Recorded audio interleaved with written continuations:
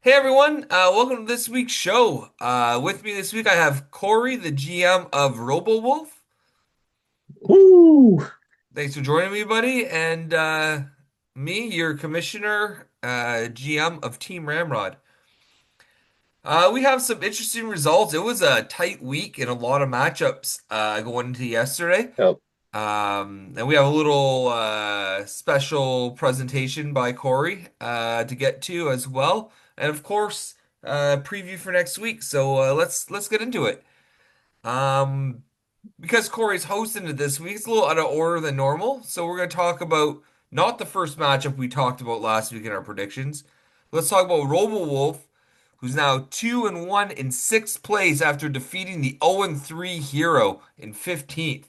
The only hero he might be is fucking Plums if he comes out and takes that Caucasaurus from him. Corey, what happened here? Uh, it was a fucking tight matchup. Mark put up a fight. I was worried going into Sunday. Not worried, I guess. Just it was possible that there was a comeback. So you're obviously a little bit fearful. Our goalies both did not play well. I luckily got three goalie stats over him. I would have not got any versus many GMs this week. Both our players came out and played. We tied in shots, tied in assists.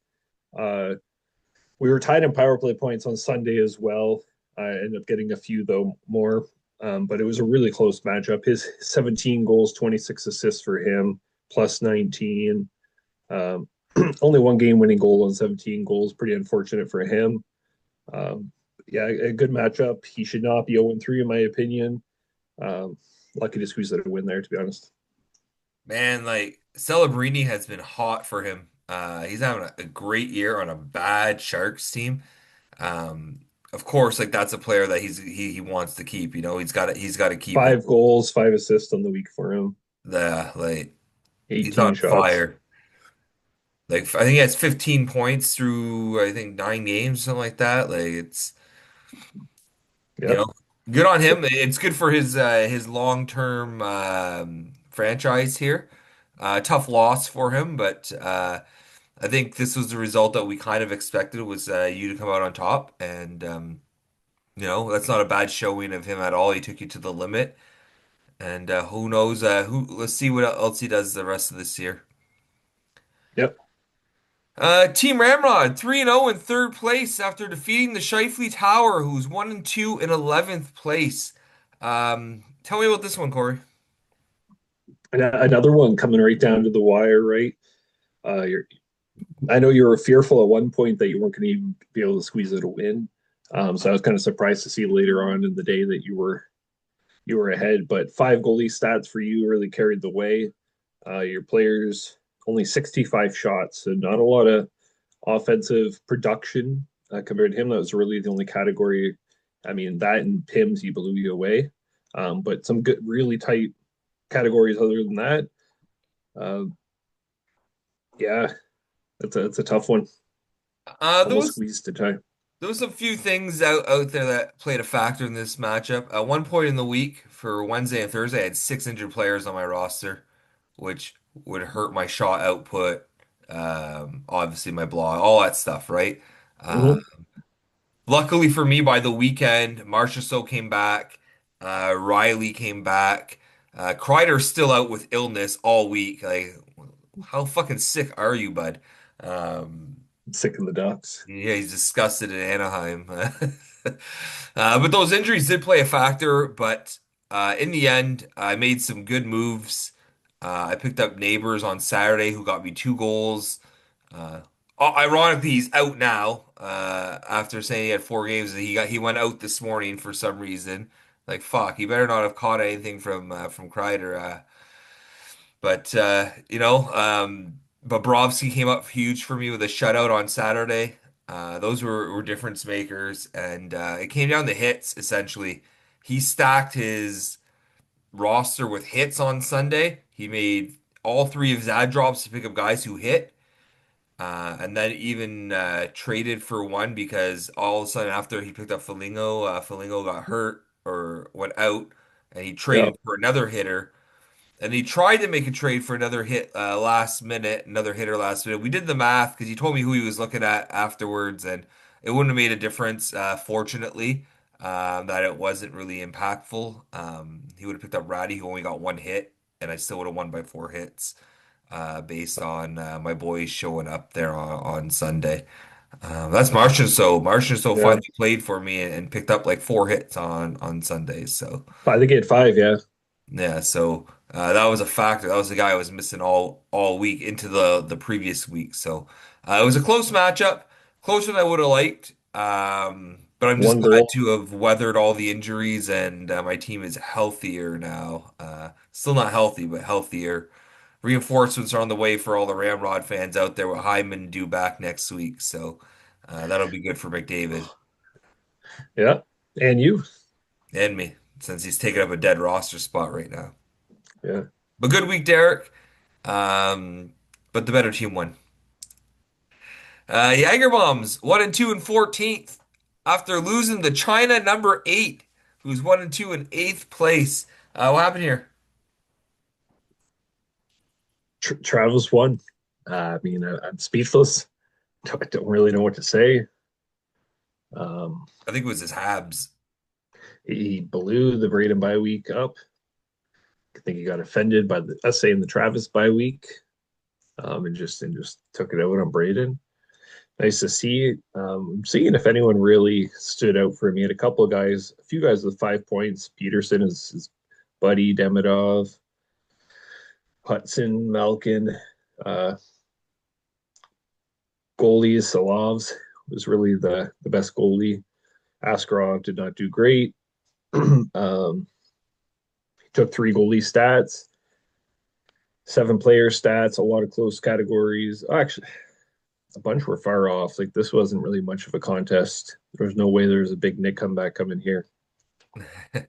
But yeah, yeah, good for Travis to get out of the losing column. Um, not much to say. I guess it makes sense that the Travis bye week can get a win on the Braden bye week. So, Yeah, um, good for him getting climbing the standings. Went from dead last to 8th with one win. That just tells you how tight it is. I know it's only week 3, but there's zero real separation, right? Um, Even the teams that are in the bottom right now, you're 2 points out of a playoff spot. Like, yeah, it's no not, point in selling yet. yeah, no point in selling this early. Um, yeah, everyone can turn it around at this point. So, Daltrey, 3-0-0 in first place. Beat Patches O'Hooligan 1-2 in 12th place. What happened here? Yeah, big win for Daltrey to stay undefeated. 12 goals, 26 assists, 3 game winners. His players really came out to play. He's got a shutout from Decord, won by 3 saves. Really could have went either way. Tied in plus minus. Yeah, that's always so tight. Only 2 power play points. A few categories were really blown out, but no, this is a tight loss for Nick. Good win for Daltrey here to remain undefeated. That's a big matchup. Both these teams came into the season with high expectations. So far, one of them's living up to it, but the other has some work to do, I think. So we'll see. We're good on Daltrey. We'll see how long this holds up because we know at one point he's going to stop paying attention and not set his lineup, and who knows? But maybe this is a turning point for Daltrey. Maybe it's a new Daltrey. I don't know. Well, we'll see. It's a tough loss for Nick here, though. He would have beat a fair amount of other GMs this week. It just the matchup wasn't there for him. Uh, that's fantasy sports for you, right? Yeah, Forgot about Dre, 2-0-1 in fourth place after defeating Captain Crunch, 1-2 in 10th place. What happened here? I thought he was out of it to the point that I really didn't monitor this one. He finally got some goalie wins with 19 goals, 19 assists for him. He beat Domo by 1 assist, by +1. They tied in power play points. it could have went either way just from those categories alone. Um, but yeah, he somehow squeezed out a victory. I don't even know who he had going on the Sunday, but enough to pull it away because I think he was down like 8-2 or something He was down 11-1 ridiculous. at one point. 11-1. But it was deceptive because going into Sunday, he only had one goalie start, but he had two going on Sunday. Mm. So So you never knew how it was it, going wa- to end up. it was a little deceptive. I had messaged him at like, I don't know, 11 on my break last night. I'm like, a Draisaitl power play goal gets you the win. And then, of course, Dre gets him the point. That's what happens when you have quality players. You know, going into the last game night, he had five players versus Domo's one, but Nick's roster is just better quality, right? So that's what happens. Your quality players step up and they get you that win. I was not surprised with the result. There was definitely a path to victory for him. He just stuck to his game plan and his guys pulled it through for him. Um, yeah, that's all. I'll try and be a little nicer this week since people don't like when I'm critical of them apparently. So. I have to sugarcoat everything. Great effort, guys. Great effort. Um, Shane's farm team won 1-1 in seventh place after losing to the Polar Bears 3-0 in second in Yahoo's match of the week. What happened here?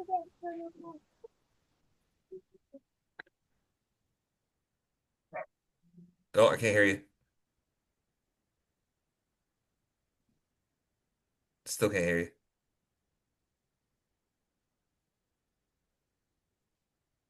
We're having technical difficulties. No, still can't hear nothing.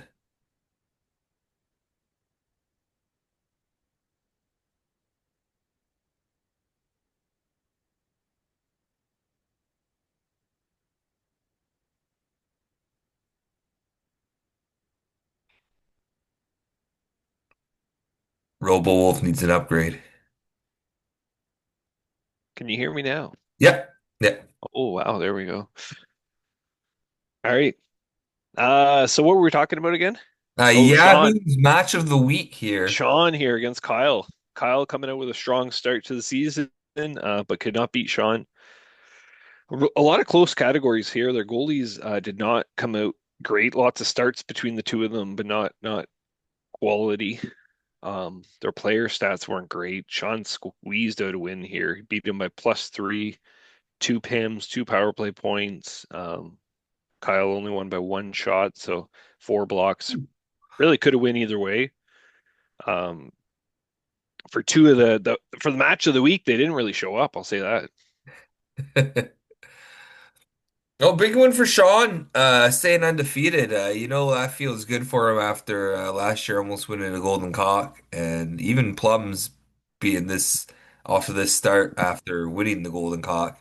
Um, who knows if they'll keep it going? We'll see what happens when they get some real challenges. But good for them. They're off to a good start, and all these points matter. So Yep. getting them early, getting them late doesn't matter. Get them. Yep. Exactly. House of Kirill, 1-2 in ninth after finally getting on the win column here, defeating only losers 0-3 in 16th place. What happened here? Damn. Neil had a really good week. Casey, not a bad week overall. Um, but Neil's goalie is the big difference maker here, winning four of the categories. Um, like 50 shots more. Um, yeah, even the categories Casey won was only by one goal, three PIMs. Like it could have been worse too. Um, they were both 0-2 going into this one, so we knew someone was coming out without a loss. Which, but now it's just leaving two teams left, Mark and Casey at 0-3. Good for Neil here to get his first win of the year. Yeah, like what helped him too, like you said, his goaltending shows you how important goaltending is in this league. But Veg Melka. Um, the Three Mammoth wins. New Mammoth 6 wins in a row, I think. 6 wins in a row, maybe seven. I don't remember. I was talking about last night, but uh, 7. and almost all of them were veg. So big pickup for him at the cost of what a seventh and something else. Like so, Yep. big pickup. Imagine Domo's team if he would have kept on to his goalie, his one goalie. Yep. Well, you got Yari. Yari's actually doing decent for him. Yeah, Yari's so wishy-washy though. Like Oh yeah, by end definitely. of the year, he's gonna be so bad. But he could be running Yari and veg Yep. and actually getting some wins. But good on you, Neil. Get yourself in the win column. Casey though, I think his team has a lot of potential. I think he just needs to stick with it right now. It's too early to start selling and tough it out and see what happens over the next few weeks. Zvech me a drink, 1-2 in 13th after losing to Team Rocket, who's now 2-1 in fifth. What happened here? Yeah, Dan did not have a good week. Um, his goalies, Kyle's goalies taken 4 of the goalie categories here, 4 wins to 0. Um, his players, they split it 5 apiece. No one really stood out here. There was a 2 power play points difference. Kyle with a shorty and 3 game winners. Um, no, I think he felt pretty comfortable going into Sunday here. Yeah, I don't even think he made any ad drops on Sunday. I might be I think wrong, but I I don't think think he he saw, did. I think he Oh, traded somebody. he picked up a goalie and traded him Yeah. to Neil. Yep. So, Speaking um, of trades, yeah, that's good to trace. I don't really want to talk about that last matchup. It wasn't that great. it No, wasn't the match of the week. it Yahoo. wasn't the match of the week. Yeah. But I heard Kyle's involved this week in the match of the week, so we'll get to that in a bit. All right. I think it's anything after the 20th, because the 20th is when we recorded. Yeah, it's been a quiet week for trades here. Yeah. So I think this is the trade we're talking about here. He traded Well, yeah, it was only the Sunday trades, right? yeah, Lindbaum. Just Then nothing to comment on. he Like they're picked up all Lindbaum and traded him for Rittich and a two-round upgrade, which I think is fair for a starting goalie on a Sunday.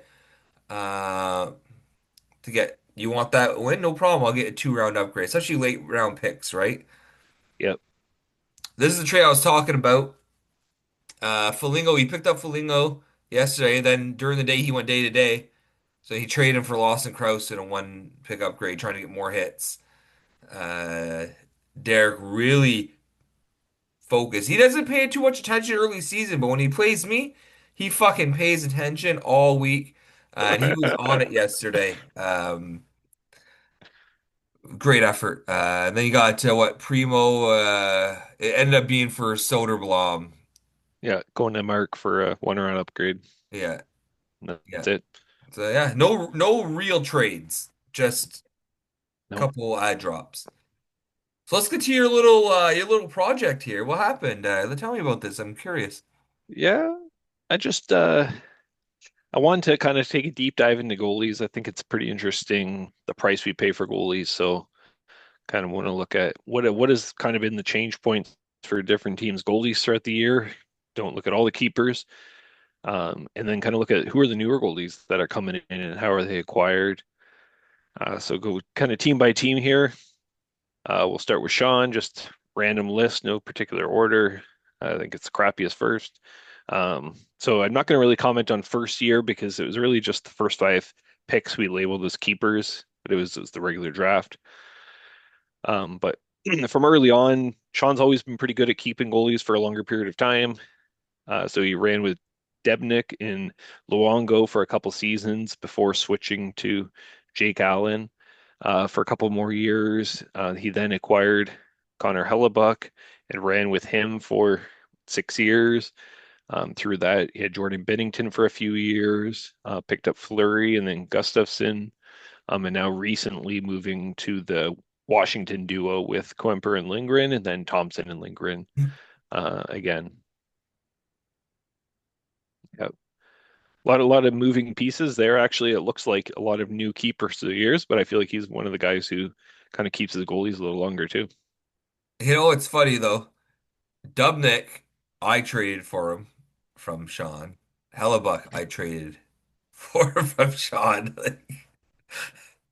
I like to Yep. scout his team for goaltending. Scout the week. Uh, so yeah, so just the colors here. Green means they've already been kept for a previous year. White would mean they're a new keeper for the whole league, at least compared to the year before. It's got Nick O'Brien. He actually went a while running Holtby and Schneider that he picked pretty early on, year one. So he ran Holtby until he was really done for 6 years, Schneider for 4 years. He did go to four goalies at one point, having Demko, Wild. Markstrom, Mers, and Holtby. He then moved to Saros, Mers and Markstrom, Huso and Mers, Georgiev and Thompson to Georgiev, and now this year Kemper, Montembeault, and Dostal. Even though we know he did move Dostal, but technically he did keep him.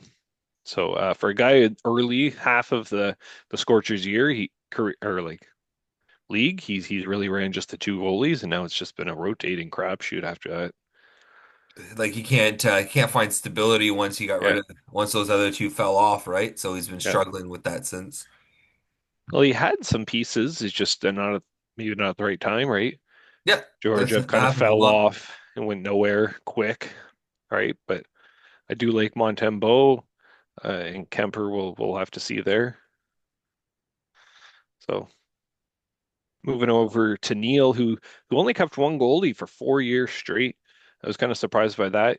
So he had Martin Jones, Jones of all goalies. Like, Martin Jones for the fifth year. He did have Carter Hart, Peter Mrazek. He kept Hart. He got Saros. And then he got Shesterkin, Sorokin, and Capo Kakinen, and he really has rode Sorokin since then, and trading Shesterkin away for Kaprizov a couple seasons ago now. But a pretty filthy duo for a few years. He was running there with Sorokin and Shesty, in my opinion. something I noticed here, I'm seeing Saros popping in a lot of team names here. I know there's a couple others that definitely had him too. Saros gets passed around. Whew. We'll see if he was keeper though, too, right? So, all right, we'll go to Derek, the goalie man with the season 2 win. Harry Price and he ran with for 7 years. Marc-Andre Fleury for a couple of years. Um, and then he really couldn't establish a second goalie for a bit. He ran Leonard, who really went MIA, Corey Schneider for a year before I think he went MIA. Same thing. He had Cam Talbot for a couple seasons. Then he did acquire All-American Swayman 2 seasons ago, or I guess season 8 he did. And he's been running the duo for a few years now.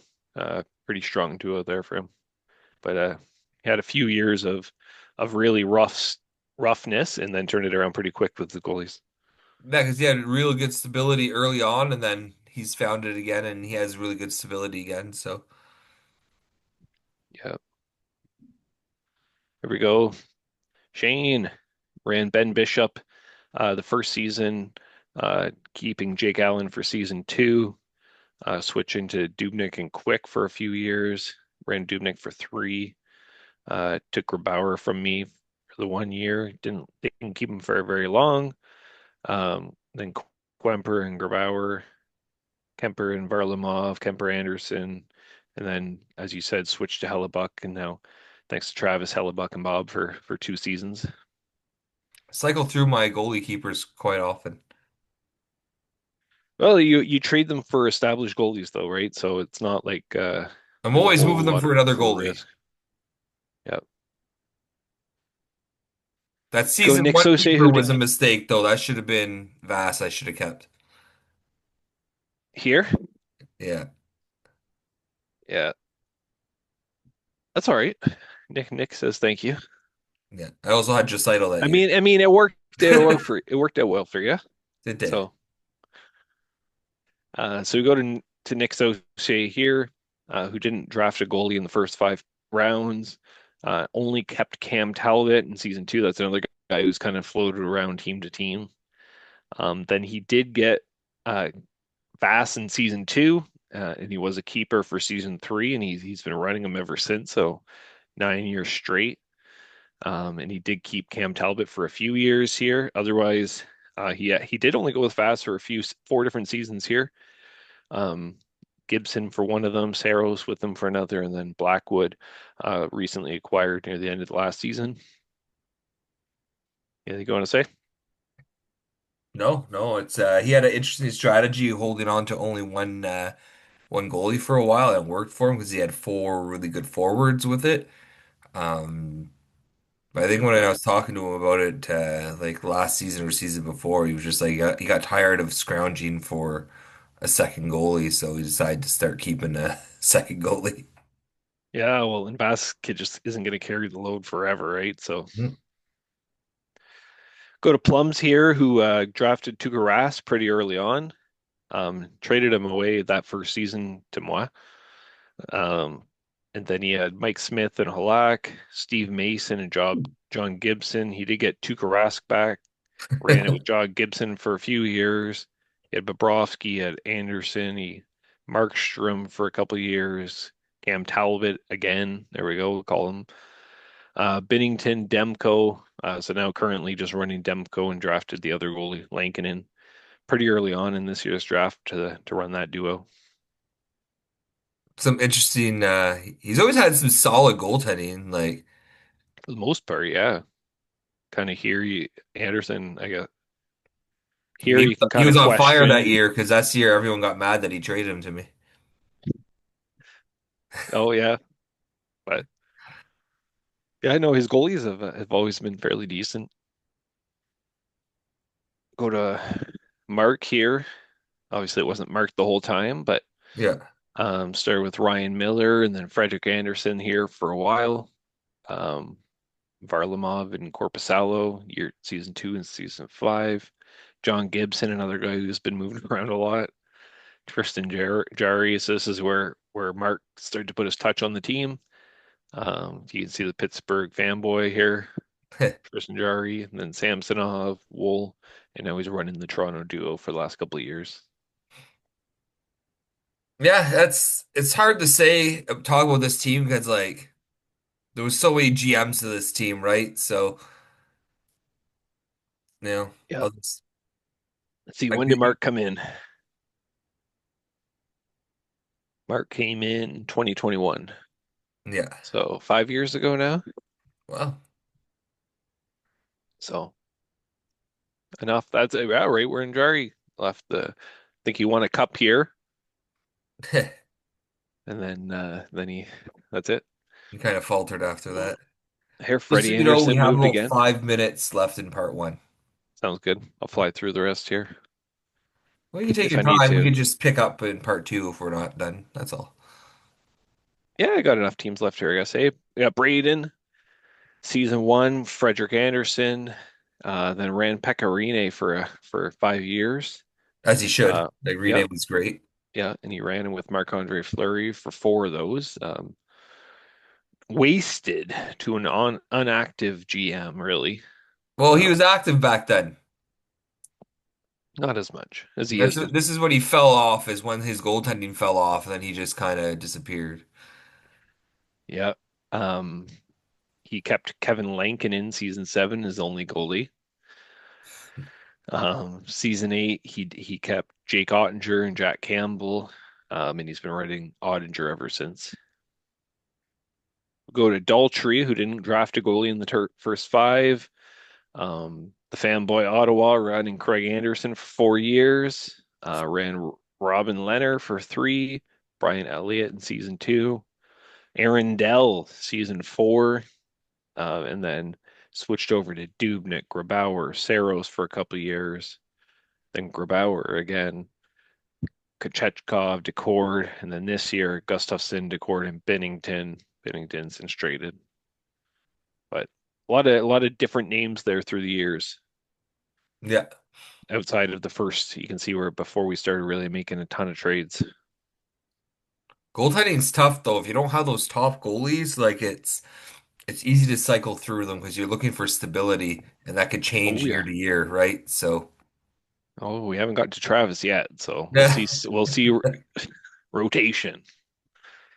We go to Dan's team. Wasn't Dan the whole time? Um, Bobrovsky, then Gibson, Luongo, Mike Smith, Samsonov for a couple of years, then Spencer Knight. Shesterkin acquired in season 9, so now he's had him for 2 different years as keepers to really kind of improve his keeper goalie base there, only running one keeper. I think he took over El Reyes' team, right? So Yeah, he would right. have came in the same year as Mark, I think. It was right here Yeah, because then he kept Knight the next year. yeah. Yeah, He's been with us quite a bit too. yep, 5 years now.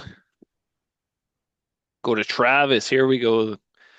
And we'll talk Um, about Travis and we'll stop because we have about just under 4 minutes. okay, we have Yaroslav Halak, Andrei Pavlik, Brian Elliott, Varlamov, Matt Murray. I think is when Travis came in. Because he traded big for Matt Murray. Yeah, and then he ran Matt Murray for a few years.